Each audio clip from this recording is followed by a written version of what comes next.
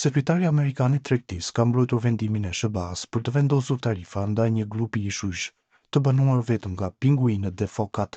Tarifat në ishujt Heard dhe McDonald u vendosën, tha Howard Lutnick, për të mbyllur zbrazgjitë absurde në sistem dhe për të parandaluar vendet e tjera që të transportojnë mallra përmes atyre ishujve për të arritur në SBA.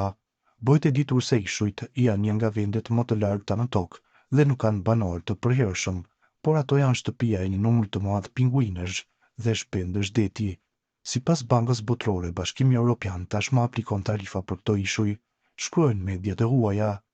Ishujt kanë eksportuar sasi të vogla produktesh në SBA vitet e fundit, por në vitin 2022, SBA importoi mallra në vlerën prej $1.4 milion nga territori, pothuajse ekskluzivisht në kategorinë makineri dhe pajisje elektrike, pas specifikime të sakta.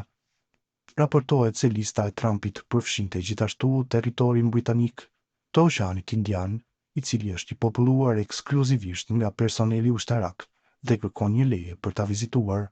Ndryshe, edhe pse kjo lëvizje duket absurde, në pamje të parë vendosja e tarifave në territorin e banuar nuk është domosdoshmërisht e kotë nga pikpamje ligjore, politike apo ekonomike.